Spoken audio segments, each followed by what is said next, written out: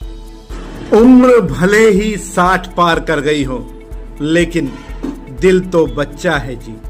Screen पर जो यह डांस आप देख रहे हैं, यह 60 प्लस वाले बुजुर्गों का डांस है। अच्छे अच्छे नौजवान इनके सामने फेल हो जाए। आप सोच रहे होंगे कि यह बुजुर्ग इतनी मस्ती में डांस क्यों और कहां कर रहे हैं, तो चलिए इस सवाल का जवाब भी हम आपको बता ही देते हैं। यह बुजुर्ग अपने जन्मदिन पर डांस कर रहे हैं और जिस जगह पर डांस कर रहे हैं वह है शहर के जेल रोड स्थित पंजाबी भवन। जी हाँ, पंजाबी भवन में बुजुर्गों के लिए ऐसी अनूठी शुरुआत की गई है जो शायद ही हरियाणा भर में कहीं अन्य स्थान पर हो। यहाँ वरिष्ठ नागरिकों के लिए बनाए गए क्लब आनंदम उपवन के अंतर्गत फैसला लिया गया है कि हर महीने जो भी बुजुर्ग सदस्य क्लब के हैं उनका सामूहिक जन्मदिन मनाया जाएगा। रविवार को इसकी शुरुआत की गई। करीब 10 बुजुर्गों का जन्मदिन केक कटवाकर मनाया गया। जमकर पार्टी हुई, गाने बजे तो बुजुर्ग खुद को झूमने से रोक नहीं पाए। पंजाबी समाज ने अपने बुजुर्गों को ऐसी दवा दे दी है जिससे निश्चित तौर पर उनकी उम्र कई साल बढ़ गई है।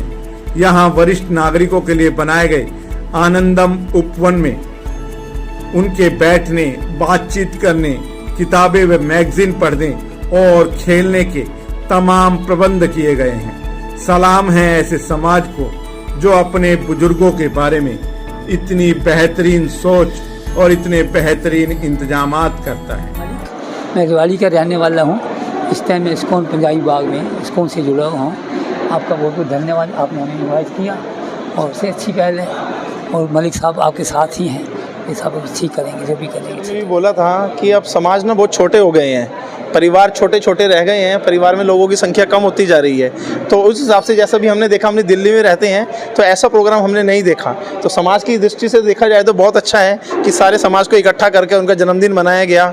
तो उनके अंदर उससे क्या भारी उत्साह आएगा। एक्चुअली भगवान भगवत गीता में भी यही बात समझाने की कोशिश कर रहे हैं कि जैसे हम कोई भी इक्विपमेंट खरीदते हैं, कार खरीदते हैं, कोई भी इक्विपमेंट खरीदते हैं, उसके साथ ना एक यूज़र मैनुअल मिलता है हमें यूज़ करने के लिए। तो क्या होता है कि उससे हमें पता चलता है इसको किस तरह से यूज़ करना है। ऐसे ही जो हमें शरीर मिला है, इसके लिए भी तो कोई यूज़र मैनुअल दिया होगा ना भगवान ने। तो वो यूज़र मैनुअल है भगवत गीता। अगर हम भगवत गीता के ऊपर आधारित होकर अपने जीवन को जिएंगे तो जो हमारे सामाजिक जो भी दृष्टि में जो भी प्रॉब्लम्स आ रही हैं उसका निवारण बहुत ईजी तौर पर उसका निकाला जा सकता है। देखो जी, हमने पिछली 2-3 मीटिंगों में इस चीज़ का तो हमने फैसला लगभग लिया ही था कि हम अपने समाज के सरपरस्त बनाएंगे और उनको ये हक देंगे कि समाज में कुछ भी गलत और सही हो रहा है तो वो उसका डिसीजन वही लेंगे जी। उसी क्रिया में ये सोचा गया कि सब बुज़ुर्ग जो हैं वो समाज के सबसे बड़ी धरोहर होते हैं जी। इनका जो एक्सपीरियंस है जी, वो परिवार हो, समाज हो, धार्मिक संस्थाएं हो, अन्य संस्थाएं हो, इनका तजुर्बा जो मिलता है और उससे जो मार्गदर्शन मिलता है उसका बहुत ज़्यादा बेनिफिट मिलता है जी। उसी के मद्देनज़र हमने ये एक वरिष्ठ जन आनंदम उपवन बनाया था कि हमारे जितने भी बुज़ुर्ग हैं, समाज के वरिष्ठ लोग हैं, इनको हम एक छत के नीचे लेके आएँ, इनका आशीर्वाद हमें मिलता रहे, समाज को मिलता रहे, इनका मार्गदर्शन मिलता रहे। उसी कड़ी में फिर टीम का ये डिसीज़न हुआ कि जी एक कुछ ना कुछ हमें एक मतलब प्रोग्राम इनके लिए करते रहने चाहिए। उस कड़ी में ये पहला प्रोग्राम हमने स्टार्ट किया जिसको महीना दर महीना हम चलाएंगे कि हर महीने में जितने भी हमारे बुज़ुर्ग हैं, लगभग 200 के आसपास अभी हमारे संस्था में बुज़ुर्ग जुड़े हैं शहर समाज से, जो मोर देन 65 हैं। और धीरे धीरे जैसे संस्था में जितने भी लोग जुड़ेंगे उनका जो सामूहिक जन्मदिन जिस महीने में आएगा उस महीने के आखिरी रविवार हम मनाएंगे और आगे इनके लिए कर पाएंगे उसका भरसक प्रयास करेंगे। अभी जैसे हमारे साथ इस्कॉन टेम्पल से आए हुए थे, वो बता रहे थे कि जैसे हर गाड़ी का एक यूज़र मैनुअल होता है, ऐसे ही भागवत गीता जो है हिंदू धर्म में एक यूज़र मैनुअल है।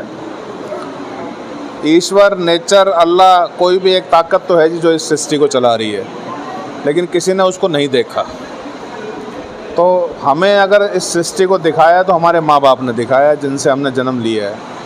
तो मेरा तो इन सभी नौजवान पीढ़ी सभी से कहना है कि भगवान की पूजा करो मत करो, मंदिर जाओ मत जाओ, लेकिन जिन्होंने आपको ये सृष्टि दिखाई है, जिन्होंने आपको इतना सुंदर जन्म दिया है, इतना सुंदर जीवन दिया है, सबसे पहले वही भगवान है आपके लिए। और प्रभु भी गीता में भी यही लिखा हुआ कि सबसे पहले माता पिता ही आपके भगवान है। तो हम सबका दायित्व है, हम सबका फ़र्ज़ है कि अपने बुज़ुर्गों का मान सम्मान करें।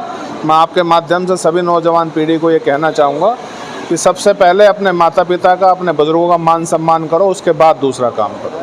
ये हमारे समाज ने जो सोचा है, तो सबसे बड़ा मैं ये कहूँगा कि जो हमारे प्रधान सचिन जी है ना, उनकी सोच को तो हम पा ही नहीं सकते।